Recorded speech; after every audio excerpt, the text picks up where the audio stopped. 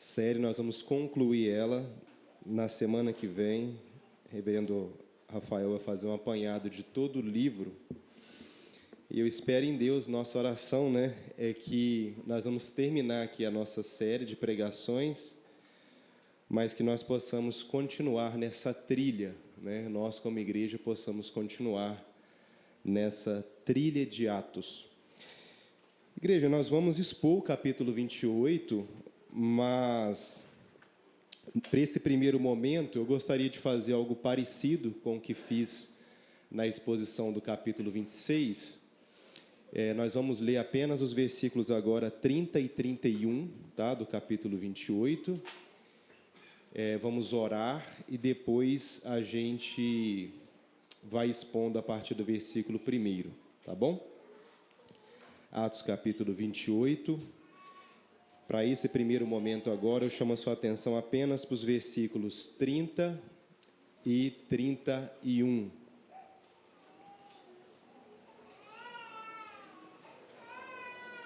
Diz assim a palavra do nosso Deus: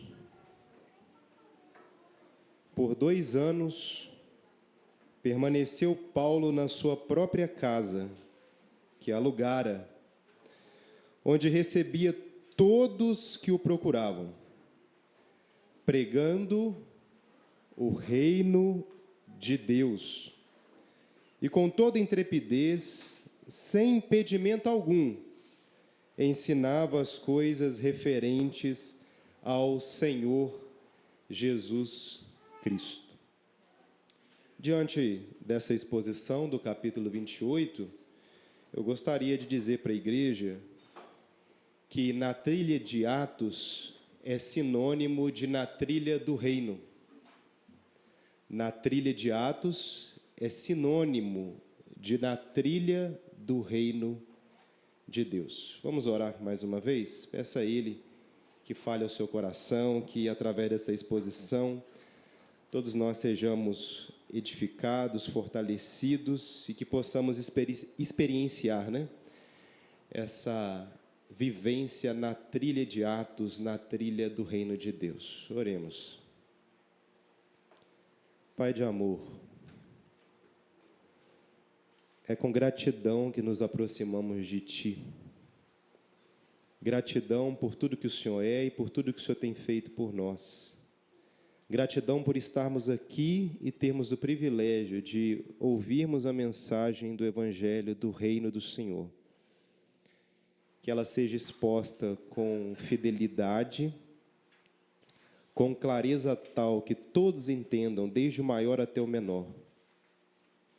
E no poder do Teu Espírito, Pai, para que não seja só uma palavra vazia, mas cheia do poder do Senhor. Que assim seja.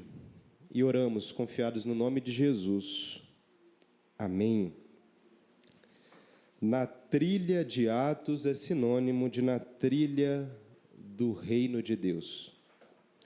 E eu chamo a sua atenção para os versículos agora, versículos 1 até o versículo 10. E nós vamos perceber que do versículo 1 até o 10, os sinais da irrupção do reino de Deus, os sinais da irrupção ou da invasão súbita, que é isso que significa irrupção, do reino de Deus. Olha o que diz esses versos. Uma vez em terra, verificamos que a ilha se chamava Malta. Lembrando da nossa mensagem de semana passada, do capítulo 27. Depois daquela viagem turbulenta, depois de todos aqueles percalços, Paulo, Lucas, seu companheiro de viagem, os demais prisioneiros, eles conseguem então chegar em terra e eles chegam em Malta. Mais da metade da viagem já foi concluída. Eles estão próximos a Roma e Lucas faz questão de registrar isso. Versículo 2. Os bárbaros trataram-nos com singular humanidade. Essa expressão singular humanidade, na língua original do Novo Testamento, no grego, é uma palavra que a nossa língua adotou, nós usamos ela também. É a palavra filantropia. Foi traduzida aqui como singular humanidade. A ideia de que eles foram tratados muito bem, com acolhimento, com caridade.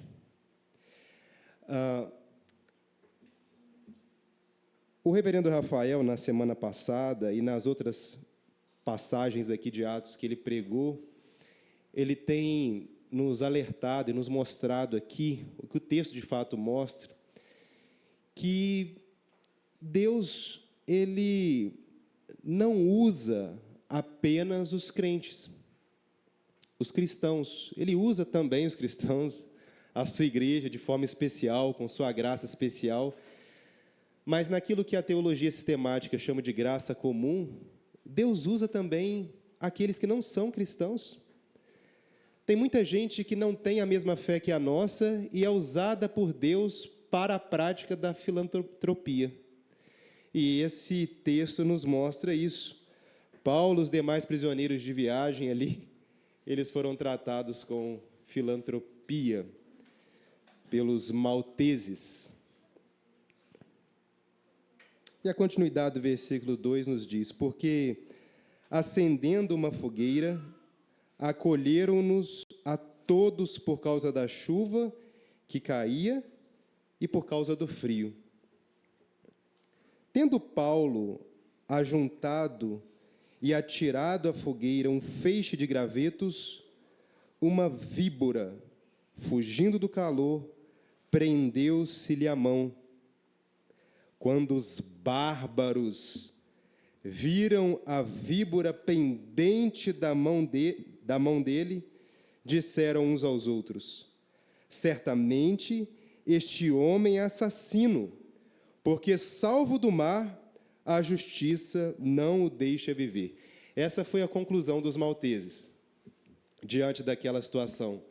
Uma víbora prende a mão de Paulo ali, pica a mão de Paulo, segura ali na mão de Paulo, ele solta ela, provavelmente eles deveriam ter conhecimento daquela espécie de víbora, e eles falam: esse homem é amaldiçoado mesmo, porque na viagem tão turbulenta ele não morreu, ele foi salvo ali diante dos demais, mas quando ele chega aqui, onde ele está em segurança, em paz, aqui a gente está ajudando ele, ele dá esse azar, e então ele é picado, e ele vai morrer. Esse homem deve ser assassino. Comicamente falando, de fato, Paulo, antes de conhecer a Cristo, ele era um assassino mesmo. E ele tem essa percepção de que, os malteses, né, de que Paulo deve ser um homem amaldiçoado. Paulo deve ser um homem amaldiçoado. Mas olha o que acontece no versículo de número 5. Porém, ele, sacudindo o réptil no fogo, não sofreu mal nenhum. Mas eles, os malteses, esperavam que ele viesse a inchar e a cair morto de repente.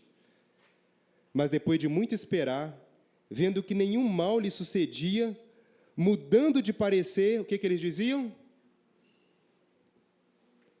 Esse Paulo deve ser algum Deus. Primeiro, a percepção deles é que Paulo é um homem amaldiçoado, diante da situação. E agora que eles veem que Paulo não morre, não incha, não sofre ali aqueles sintomas comuns de quem era picado por aquela víbora, a conclusão é: esse homem deve ser um Deus. Irmãos, diante desses versículos, eu me lembrei do que o maior teólogo da Reforma Protestante disse nas Institutas da Religião Cristã. Ele cunhou um termo que ficou conhecido demais até os dias de hoje, que em latim é sensus divinitatis, que é a ideia de que todo ser humano tem um senso da divindade. Todo ser humano tem algo que grita nele: Deus é. Deus é real. Há um Criador. Nós não estamos sozinhos no universo. Nós não estamos à deriva no universo. Há um Deus. Irmãos, qual espécie, se não o ser humano, reflete ou considera o sobrenatural, o transcendente? Qual espécie, se não o ser humano, pratica uma religião? É devoto? Não há. Você já viu por aí alguma galinha praticando alguma religião, cultuando algum deus? Algum cachorro, algum cavalo, alguma águia? Só o ser humano. E é interessante que os achados arqueológicos mais antigos da nossa espécie, a espécie humana, eles evidenciam, eles dizem para nós que o homem tem esse senso divinitatis. Os vestígios mais antigos da humanidade mostram que a nossa espécie é uma espécie adoradora. É uma espécie que não se contenta com o mundo presente, com a realidade física apenas, com aquilo apenas que está diante dos nossos olhos, aquilo que a gente pode apalpar. O ser humano é aquele que, ao se deparar com situações como essa, uma serpente pica ali a mão de Paulo, e aí ele não morre, ele não incha, e aí o ser humano quer de alguma forma interpretar, ele quer de alguma forma almejar o sobrenatural. Calvino, nas Institutas, no primeiro livro, no capítulo 3, ele cita Cícero, um filósofo. Aliás, se você ler Calvino, você vai ver que ele cita diversos filósofos, pais da igreja. Irmãos, abrindo um parênteses aqui, se você nunca leu João Calvino, de fato ele foi o maior teólogo da Reforma Protestante, e ele tem uma literatura muito densa e sólida, teologicamente falando. Leia João Calvino, você vai ser muito abençoado. Eu estava relendo esse capítulo, e eu falei, nossa, eu preciso revisitar mais as obras de João Calvino. E ele, citando Cícero, uma obra de Cícero chamada Sobre a Natureza dos Deuses, Cícero diz o seguinte, preste atenção: nenhuma nação, afirma o gentil, é tão bárbara, nenhum povo é tão selvagem que não se convença da existência de um Deus. Todos os povos, todo ser humano tem esse senso divinitatis. E o próprio Calvino, nesse mesmo capítulo das Institutas, ele diz o seguinte, olha só o que Calvino diz, eu acho tão belo, tão bonito que ele diz aqui. Ele diz o seguinte: qualquer um é, para si mesmo, um mestre dessa doutrina desde o útero. O senso divinitatis, o senso de que Deus existe. Desde o útero, desde o ventre, qualquer ser humano é um mestre. E a própria natureza não permite que ninguém se esqueça de que existe um Deus. Ainda que muitos apliquem todas as forças nisso.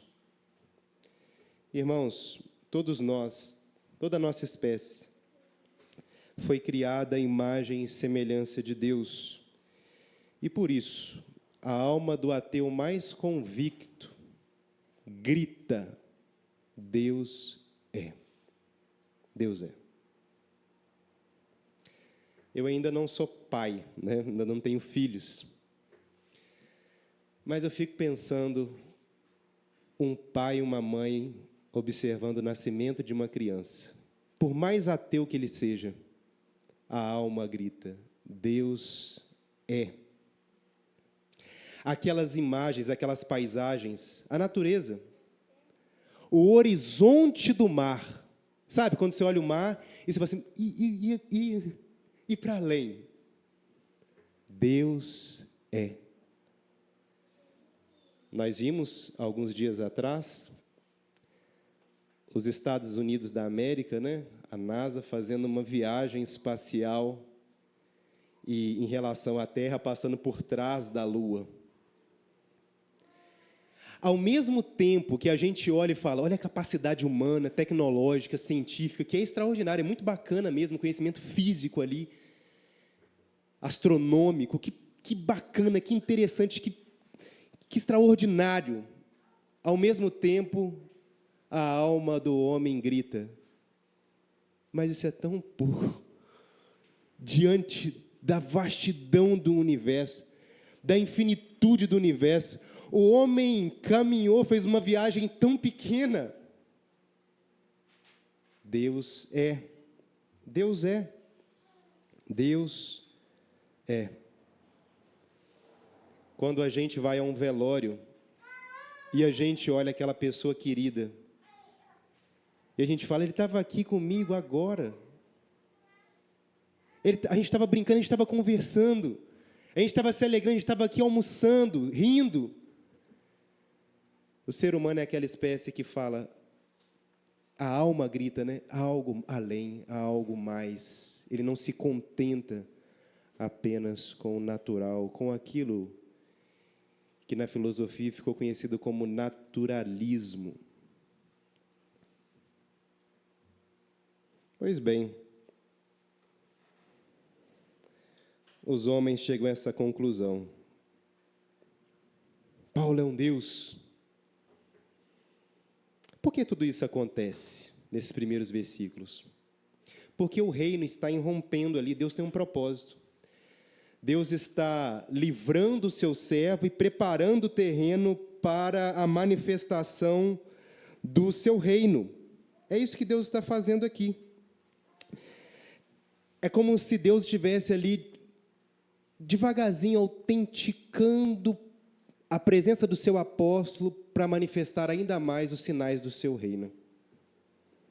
E é isso que acontece se você acompanhar comigo os versículos 7 até o versículo 10. Perto daquele lugar, havia um sítio pertencente ao homem principal da ilha, chamado Públio, o qual nos recebeu e hospedou benignamente por 3 dias. Aconteceu achar-se enfermo de dissenteria, de uma enfermidade ali estomacal severa, né? Ainda mais para aquele momento histórico, onde nós não tínhamos uma medicina tão avançada como hoje. Esse homem estava correndo claramente o risco de vida ali, era possível, né, a pessoa morrer por essa doença. Lucas, que é o autor de Atos, é esse autor que também, além de ser um historiador, ele é um médico, né? A carta aos Colossenses mostra que Lucas é um médico. Tanto no Evangelho quanto em Atos, ele faz questão de detalhar as enfermidades, e aqui ele apresenta o diagnóstico para nós, né? Ardendo em febre, o pai de Públio, Paulo, foi visitá-lo. Paulo, aquele que já era considerado como um deus pelos malteses. Ele então tem esse acesso, ele pode ir lá e, orando, impôs-lhes as mãos e o curou. À vista deste acontecimento, os demais enfermos da ilha vieram até Paulo e foram curados, os quais nos distinguiram com muitas honrarias, e tendo nós de prosseguir, perceba aí o pronome, né, na primeira pessoa do plural, Lucas se inserindo na história como estando ali presente. Tendo nós de prosseguir viagem, nos puseram a bordo tudo o que era necessário. Irmãos, os milagres em si, tanto os milagres que Jesus realizou, quanto os milagres que os apóstolos realizaram, os milagres em si são o reino escatológico em operação. é a manifestação do reino de Deus em operação na terra. E o apóstolo Paulo, ele é livre daquela doença, daquela enfermidade ali através daquela víbora, né, ou da morte. Deus o prepara, então, para curar ali o pai de Públio e para operar várias curas, vários milagres ali para os moradores, ali os enfermos da ilha de Malta. O que Deus estava fazendo ali através de Paulo? Um espetáculo, um show? Será que os milagres também de Jesus nos evangelhos são espetáculos, shows? Não, igreja. O que Deus está fazendo aqui é manifestando esses sinais do reino de Deus na terra. E esses milagres que Paulo realiza aqui manifestam que o reino de Deus chegou no mundo. E eu, irmão, sou daqueles que não acreditam que os milagres cessaram, que os milagres acabaram, que os milagres ficaram no passado. Eu creio, segundo a palavra de Deus aqui, em outras passagens, que esses milagres, essa irrupção do reino, essa invasão do reino de Deus, ela continua no nosso mundo e ela continuará até o dia em que esse reino vai se manifestar por completo nessa terra e não haverá mais necessidade de milagres, de curas, porque não haverá mais enfermos. Não haverá mais enfermos. Eu acredito nisso. Acredito que esses sinais do reino, eles estão presentes. Nós, como igreja, precisamos crer mais e experimentar mais esses milagres da parte do Senhor e confiar neles. Claro que a gente confia também que Deus tem a sua soberana vontade, mas acreditar que Deus faz, que Deus opera. Ainda hoje, os seus feitos, essa irrupção do reino no presente. É óbvio também, igreja, que quando nós lemos aqui o livro dos Atos dos Apóstolos, o ministério de Jesus, nós sabemos que aquele momento específico, o reino de Deus irrompeu de uma forma especial, de forma mais extraordinária para aquele momento. Mas é fato que Deus, Ele não está com as suas mãos atadas para operar coisas extraordinárias no nosso tempo. E essa é uma passagem também que nos chama a experimentar esses milagres da parte do Senhor. O texto continua no versículo 11, e eu gostaria de chamar a sua atenção agora dos versículos 11 até o versículo 22, para que nós possamos ver não apenas a irrupção e esses sinais do reino de Deus ali nos malteses, mas eu gostaria de chamar a sua atenção agora para a expansão e oposição do reino de Deus através ali do ministério do apóstolo Paulo. A expansão, o avanço do reino e a oposição a esse mesmo reino através do ministério do apóstolo Paulo. Olha o que diz aí o versículo de número 11 em diante. Ao cabo de 3 meses, embarcamos num navio alexandrino, que invernara na ilha e tinha por emblema Dióscuros. Tocando em Siracusa, ficamos ali 3 dias, onde, bordejando, chegamos a Régio. No dia seguinte, tendo soprado o vento sul, em 2 dias chegamos a Puteoli, onde achamos alguns irmãos que nos rogaram ficássemos com eles 7 dias. Foi assim que nos dirigimos a Roma. Tendo ali os irmãos ouvido notícias nossas, vieram ao nosso encontro, até a praça de Ápio e as 3 vendas. Vendo-os Paulo, preste atenção, e dando por isso graças a Deus, sentiu-se mais animado.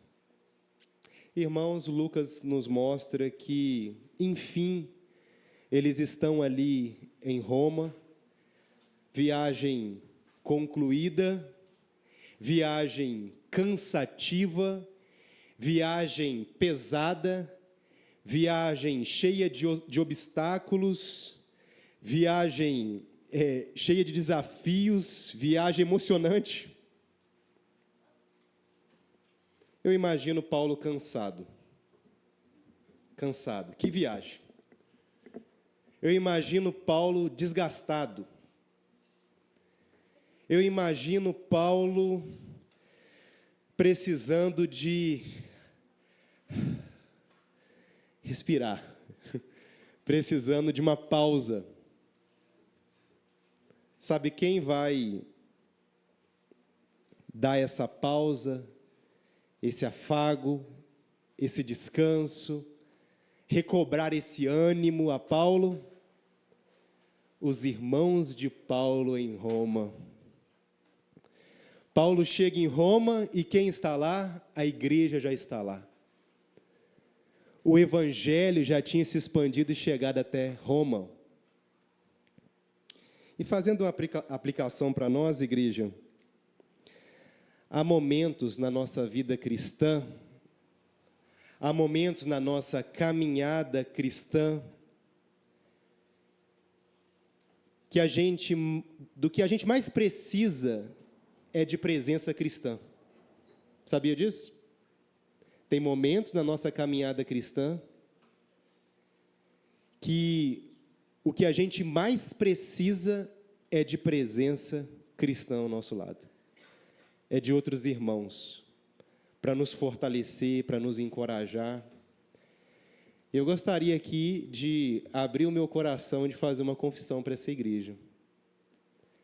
Eu e minha esposa, a gente estava passando um momento que a gente estava assim, mais ou menos igual o Paulo, cansado, sabe? Precisando de alívio, de descanso. E a gente tinha deixado o pastoreio de uma outra igreja, onde foi um período muito desgastante. E a gente decidiu passar um momento assim, visitando outras igrejas. Recebemos convite, mas a gente pensou assim, calma aí, não vamos aceitar qualquer convite para não chegar em outro lugar e ter o mesmo desgaste. Nós precisamos de um tempo de refrigério. E a Igreja Presbiteriana Abrigo tem sido esse refrigério para nós. Foi e tem sido essa igreja, como diz o apóstolo, o evangelista aqui, né, Lucas, no finalzinho do versículo 15, sentiu-se mais animado. Eu tenho me sentido a cada dia, a Carolina também, mais animado na fé, mais fortalecido na fé pela presença de vocês. Minha oração a Deus é que a nossa presença também possa produzir isso na vida de vocês também. E que Deus possa nos reanimar e nos fortalecer juntos. Essa palavra aqui, que o evangelista Lucas usa, é chamada no Novo Testamento de apax legomena. O que é isso? É quando uma palavra aparece uma única vez no Novo Testamento. Nenhum outro autor do Novo Testamento usa essa palavra, esse substantivo aqui, que é traduzido em duas palavras aqui, na verdade três, né? Sentiu-se mais animado, no Novo Testamento aqui no grego, é uma palavra só, essa apax legomenon, que é uma palavra única. Em Lucas e Paulo isso aparece muito. Por quê? São dois eruditos, vocabulário amplo, né? Então eles usam palavras que são únicas no Novo Testamento, mas o verbo cognato desse substantivo, ele aparece diversas vezes no Novo Testamento, e eu gostaria de citar para vocês os momentos onde ele aparece, alguns dos momentos, né?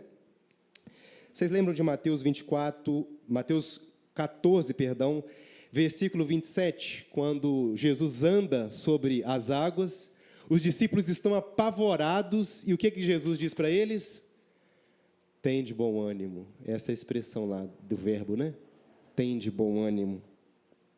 Marcos capítulo 10, versículo 49, nós temos um mendigo cego na estrada de Jericó, ele clama: Jesus, filho de Davi. Jesus manda chamá-lo, e aqueles que vão chamá-lo dizem para ele: tem bom ânimo, o mestre te chama. Vocês lembram de João capítulo 16, versículo 33? Jesus diz assim para os seus discípulos, onde estava próximo ali dele ser traído e crucificado: Jesus diz o seguinte: no mundo tereis aflições, mas tende bom ânimo, porque eu venci o mundo. Essa é a expressão que Lucas usa aqui para falar dos sentimentos de Paulo ao chegar ali em Roma. Paulo foi encorajado, Paulo foi reanimado, e fazendo ainda uma outra aplicação para nós, irmãos, essa ideia de ser cristão sem pertencer a uma comunidade de fé, essa ideia de ser cristão e não ser membro de uma igreja local, isso não existe. Isso não existe. Isso nem é coisa neotestamentária do Novo Testamento, isso é coisa de sempre. Coisa de sempre. Deus sempre tratou com o seu povo.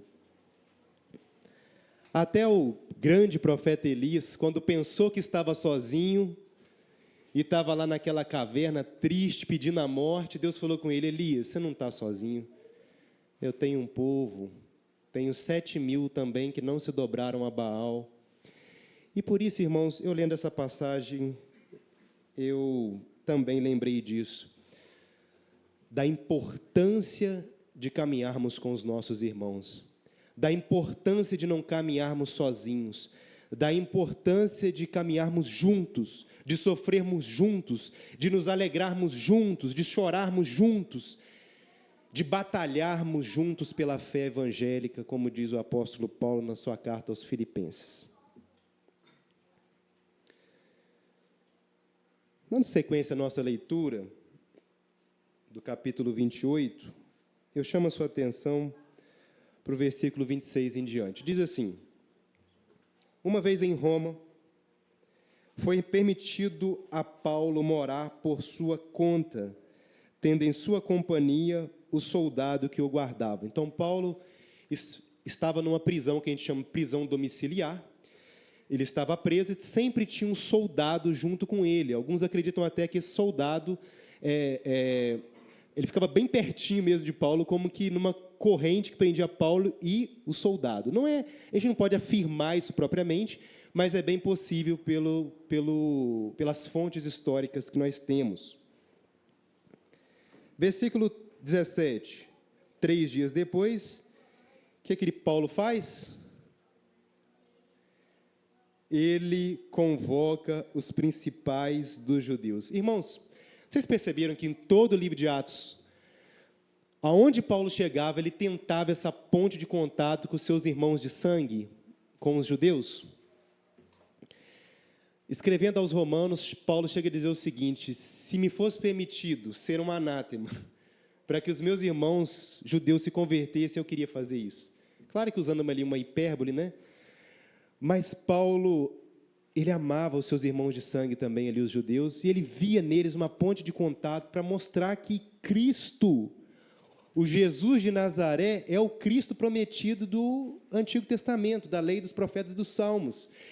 E então ele convoca os judeus, os principais dos judeus, os rabinos de Roma, e quando se reuniram, Paulo disse para eles o seguinte: varões, irmãos.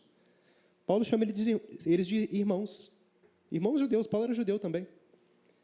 Nada havendo feito contra o povo ou contra os costumes paternos, contudo vim preso desde Jerusalém, entregue nas mãos dos romanos, os quais, havendo-me interrogado, quiseram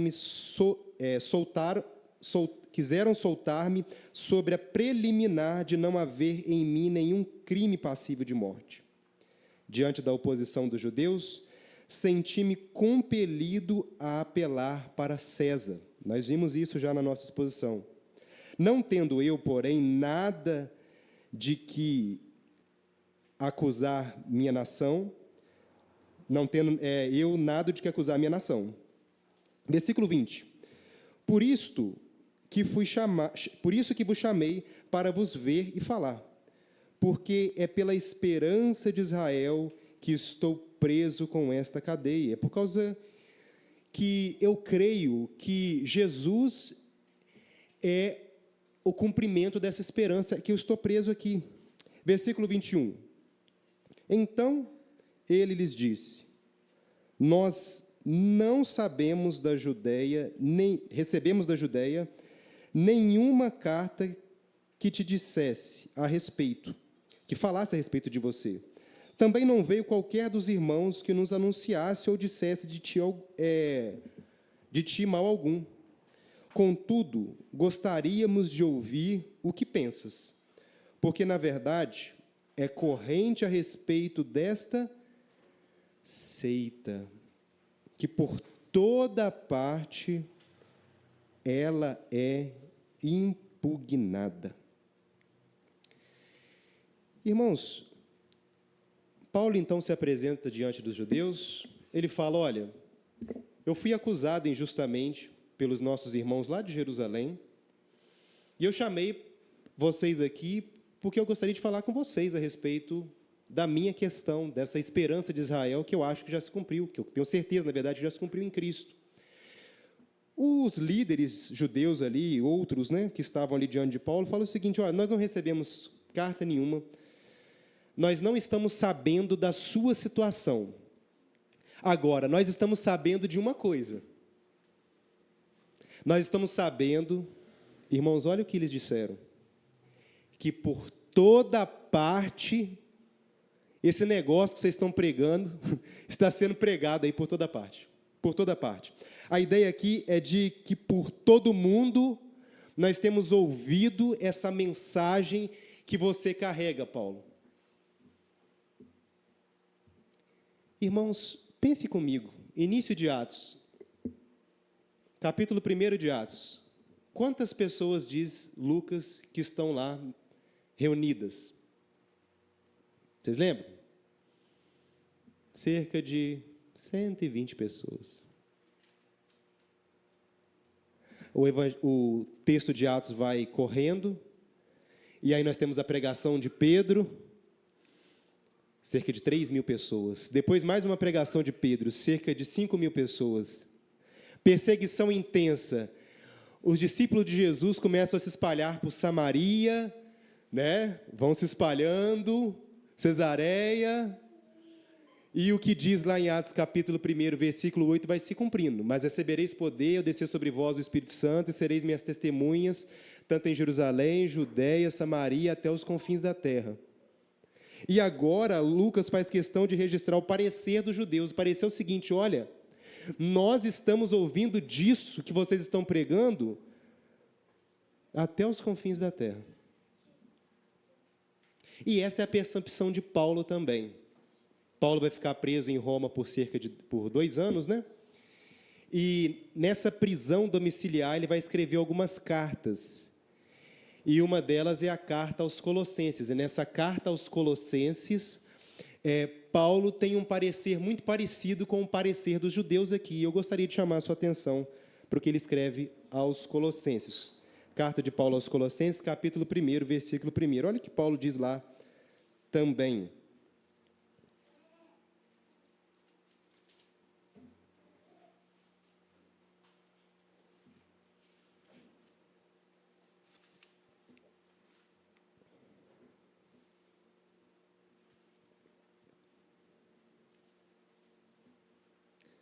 Colossenses, capítulo 1, versículo 1. Veja se não é esse também o parecer de Paulo. Diz assim: Paulo, apóstolo de Cristo Jesus, por vontade de Deus, e o irmão Timóteo, aos santos e fiéis irmãos em Cristo que se encontram em Colossos. Graça e paz a vós outros da parte de Deus, nosso Pai. Damos sempre graças a Deus, Pai de nosso Senhor Jesus Cristo, quando oramos por vós, desde que ouvimos da vossa fé em Cristo Jesus. Abrindo parênteses aqui, irmãos, Paulo, ele não plantou a igreja de Colossos, tá? Em Colossenses. Tanto que ele fala aqui, a fé que nós ouvimos de vocês, né? E Paulo está escrevendo essa carta para os Colossenses. Ele diz assim, ó: e do amor que tendes para com todos os santos, por causa da esperança que vos foi preservada nos céus, da qual antes ouvistes pela palavra da verdade do Evangelho. Agora preste atenção no versículo 6. que chegou até vós, esse evangelho que chegou até vós, como também, o que diz aí? Em todo o mundo. Irmãos, o que Lucas está mostrando aqui através desse parecer dos judeus e o que nós acabamos de ver aqui em Colossos é que para os irmãos, os nossos discípulos ali da igreja primitiva, Atos 1:8 tinha se cumprido. O evangelho tinha se espalhado até os confins da terra. O evangelho tinha se espalhado por todo o mundo. Mas a questão, igreja, é que o evangelho, na verdade mesmo, ele não tinha se espalhado por todo o globo, por todo o mundo. Essas terras que a gente está pisando aqui, as Américas, o evangelho ainda não tinha chegado até aqui, a mensagem do evangelho, né? É claro que fagulhas do reino, esse senso de divinidade já estava aqui nos povos indígenas, nos astecas, nos maias, nos incas, nos goitacazes aqui no Brasil, já estava no coração deles o senso de divinidades. Mas essa mensagem apostólica ainda não tinha chegado aqui, nem na Oceania, nem em grande parte do continente africano, em alguma parte, sim, mas não em toda a parte do continente africano.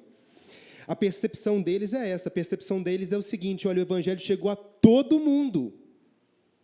Porque esse é o mundo conhecido deles, esse é o mapa global deles.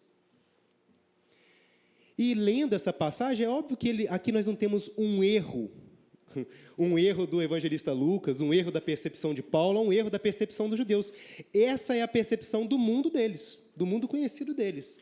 Mas o que a gente pode aprender com essa percepção? A gente pode aprender o seguinte, de que esse evangelho, que se expandiu exponencialmente ali no primeiro século, como disse aqui o presbítero Gedson, irmãos, ele continuou se expandindo de tal maneira, que hoje nós temos cerca de 2 bilhões e 600 milhões de cristãos no mundo. É muita gente. É muita gente. É claro que quando a gente fala de cristãos aqui, não é só cristãos protestantes, né? São cristãos de diversas denominações, mas pense comigo, aquele movimento de Jesus Cristo, que chamou 12, e na hora do seu momento mais difícil, os 12 o abandonaram. Aí nós começamos a ler o livro de Atos ali, cerca de 120 pessoas. Hoje nós temos 2 bilhões, 600 milhões de cristãos no mundo. E a pergunta que fica é, e aí? Nossa missão acabou? Paramos por aí?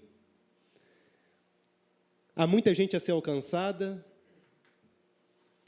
Igreja, 2 bilhões e 600 milhões de cristãos são 30% da humanidade.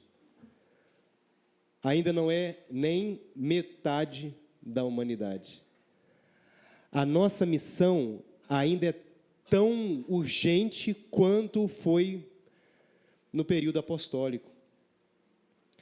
E sabe o que eu parei para pensar lendo esse texto e que eu refleti sobre a minha vida e sobre nós mesmos? É que a gente não tem muito esse senso de urgência, não. Esse senso de se empenhar mesmo pela missão. De como foi dito também pelo presbítero Gedson aqui, de acordar pela manhã e falar, calma aí, qual que é a agenda de Deus para mim nesse dia? Qual é a missão de Deus para mim nesse dia, nessa semana? Qual é a causa dele, do seu reino, que eu, como embaixador, devo estar empenhado, dedicado? Eu olho para o livro de Atos, eu olho para os apóstolos, eu olho para Paulo e falo, eles estavam empenhados. Eles estavam mesmo interessados, eles estavam mesmo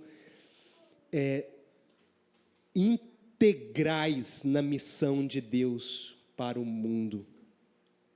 E eu acho que essa é a intenção nossa com essa mensagem, com essa série de Atos.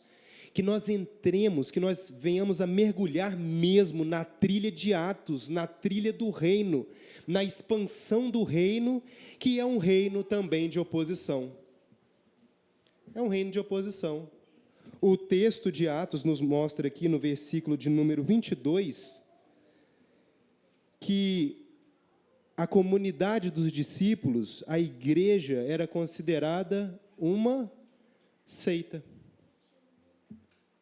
Uma seita aqui traz a ideia de uma... É como se fosse um partido... um partido discriminado, um partido, algo que surge assim, sem uma legalidade, algo que surge do nada, algo que aparece assim, um movimento que não tem um reconhecimento, autenticidade. De fato, o movimento de Jesus é um movimento que surge ali do judaísmo. Os primeiros cristãos, eles nem enxergam essa divisão entre judaísmo e fé cristã.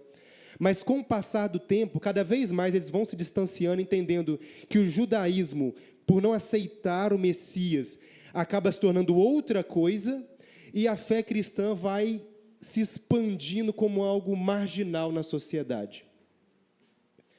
Até porque a maioria da igreja era a maioria dos pobres. Claro que tinha também autoridades, gente da alta sociedade, que também era cristã, né?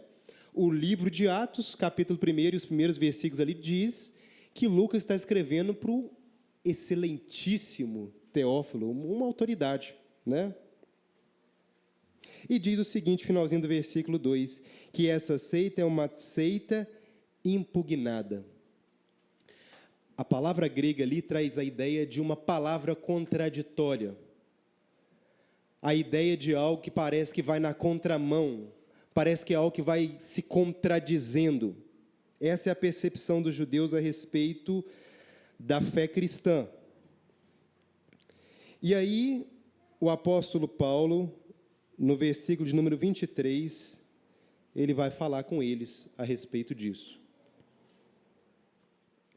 E o que Paulo vai fazer, que ele vai falar, é literalmente uma pregação a respeito do reino de Deus e os efeitos dessa pregação. Eu chamo a sua atenção para o versículo de número 23. Olha o que diz aí. Havendo-lhe eles marcado um dia, vieram em grande número ao encontro de Paulo na sua própria residência. Então, desde a manhã até a tarde, foi um sermão muito longo do apóstolo Paulo. Lhes fez uma exposição em testemunho. Essa expressão aí, uma exposição em testemunho, na língua original, traz a ideia de que Paulo falou com uma convicção tal e com uma organização tal, como se ele estivesse diante de um juiz e como se ele estivesse diante de uma exposição de que o que ele está falando de fato é a verdade e que ele, como se ele estivesse em juramento de morte de que ele está falando a verdade. A expressão aqui traz essa ideia de que ele está diante, é como se ele estivesse diante de um juiz testemunhando que o que ele está falando é verdadeiro. Ele gasta ali toda a manhã, gasta o período da tarde, se dedica nessa exposição, e Lucas nos diz o seguinte: então, desde a manhã até a tarde, lhes fez uma exposição de testemunho do reino de Deus, procurando persuadi-los a respeito de Jesus, tanto pela lei de Moisés, como pelos profetas. O que Paulo quer? Qual que é o objetivo de Paulo com essa exposição? Anunciar Jesus. A pregação do reino para mostrar quem é Jesus. Teve um teólogo da igreja chamado Orígenes, que ele cunhou a expressão de que o próprio Jesus é o reino. A expressão autos basileia, né? Auto-basileia, que é a expressão de que o próprio Jesus é o reino. Ele não só traz a mensagem do reino, a própria pessoa de Jesus é o reino de Deus manifesto. Paulo quer fazer isso, a intenção de Paulo é essa. Ele, então, fala da lei de Moisés, dos profetas, daquilo que nós conhecemos como Antigo Testamento, se dedica muito nessa pregação do reino de Deus, e agora nós temos os efeitos dessa pregação. Quais foram os efeitos dessa pregação? Versículo 24. Houve alguns que ficaram persuadidos pelo que Paulo dizia, outros, porém, continuaram incrédulos. Igreja, esses são os efeitos do Evangelho até o dia de hoje. Sempre vai ser assim. Quando nós pregamos o reino de Deus, sem adulterar essa mensagem, o alto Basileias, Jesus Cristo, esses serão os efeitos. O próprio apóstolo Paulo, escrevendo aos Coríntios, eu gostaria de chamar a sua atenção para esse texto, 2 Coríntios, capítulo de número 2, ele mostra para a gente, de uma forma mais poética e sistemática, esses efeitos. Olha só o que diz 2 Coríntios, capítulo 2, versículos de número 14 a 17. Olha o que ele diz. Graças, porém, a Deus, que em Cristo sempre nos conduz em triunfo e por meio de nós manifesta em todo o mundo, o que ele diz aí? A fragrância do seu conhecimento. A fragrância do seu conhecimento nada mais é do que o reino de Deus, a mensagem do reino de Deus, a mensagem do Evangelho. Ele fala aqui numa linguagem poética, desse perfume que se espalha.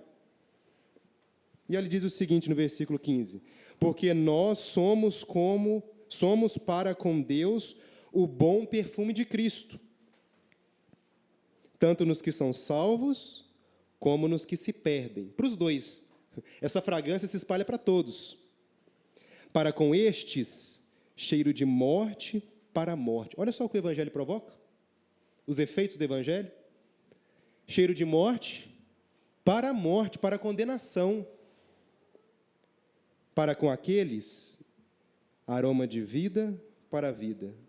E aí Paulo faz uma pergunta retórica, né? E sem resposta. Quem, porém, é suficiente para estas coisas? Qual filósofo consegue, Tiago, responder a essa questão, explicar essa questão? Esses dias na EBD, né, reverendo? Surgiu essa questão aqui dos eleitos. A gente viu como é que foi na aula. Quem, porém, é suficiente? Ninguém. Porque nós não estamos como tantos outros mercadejando a palavra de Deus. Antes, em Cristo é que falamos na presença de Deus com sinceridade da parte do próprio Deus. Paulo prega, alguns são convencidos, alguns poucos, outros não acreditam naquilo, e o que Paulo diz no versículo 25 em diante é o que o presbítero Jedson leu para a gente na liturgia, a profecia de Isaías. Olha o que ele diz, versículo 25.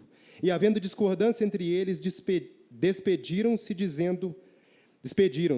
dizendo Paulo estas palavras: bem falou o Espírito Santo a vossos pais por intermédio do profeta Isaías, quando disse: vai a este povo e dize-lhe, de ouvido ouvireis e não entendereis, vendo vereis e não percebereis, porquanto o coração deste povo se tornou endurecido, com os ouvidos ouviram tardiamente, fecharam os olhos, para que jamais vejam com os olhos, nem ouçam com os ouvidos, para que não entendam com o coração e se convertam e por mim sejam curados. Tomai, pois, conhecimento de que essa salvação de Deus foi enviada aos gentios, e eles a ouvirão.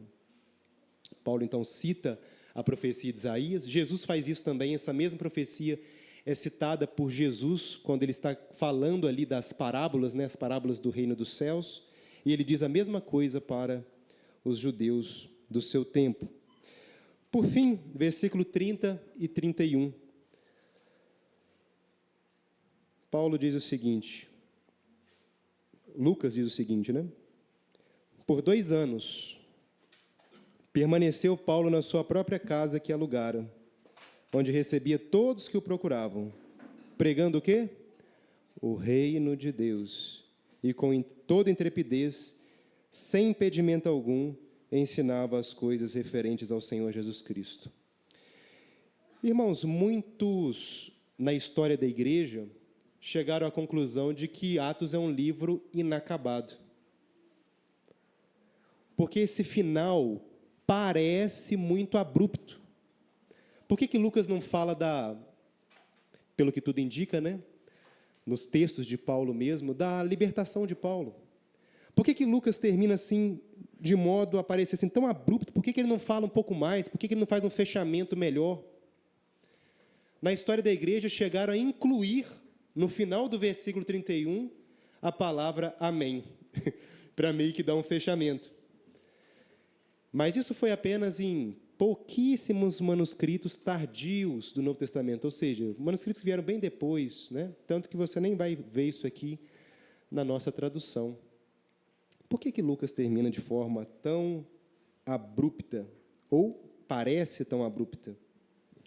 Eu gostaria de chamar a sua atenção para a expressão sem impedimento algum, que na língua original é a última palavra no livro de Atos. Sem impedimento algum, é como se Lucas quisesse dizer o seguinte: olha, o Evangelho continua sendo pregado. Aquele Evangelho que começou com o ministério de Jesus Cristo, que quando ele subiu aos céus, foi assunto aos céus, continuou com seus apóstolos, e continua sendo pregado, sem impedimento algum.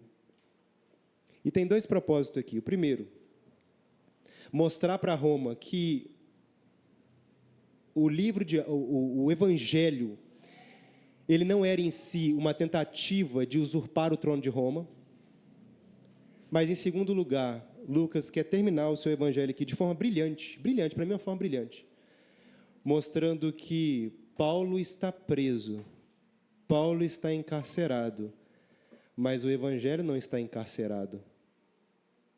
Paulo está preso, mas o Evangelho está livre. Paulo, depois, vai morrer, segundo a tradição da igreja, ele vai ser decapitado, cortaram a cabeça dele. Mas o Evangelho continua avançando. O Evangelho, até os dias de hoje, continua avançando, claro que com muita resistência, mas nada pode impedi-lo, sem impedimento algum. Para concluir, para a gente orar, eu gostaria que você se colocasse de pé e abrisse a sua Bíblia numa das cartas que Paulo também escreveu na prisão domiciliar em Roma, a carta de Paulo aos Filipenses, no capítulo de número 4, versículos de número 21 a 23.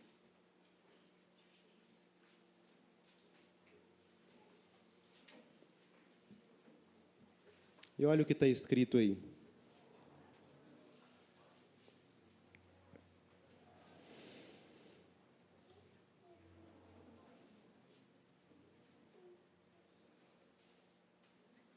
Irmãos, estou dando uma olhada na hora aqui, me perdoem pela demora na exposição, mas eu vou te falar, é desafiador um capítulo grande como esse, tá? A gente tentar sintetizar as ideias e organizar para transmitir aos irmãos. Mas olha só o que diz Filipenses 1, capítulo 4, versículo 21 a 23.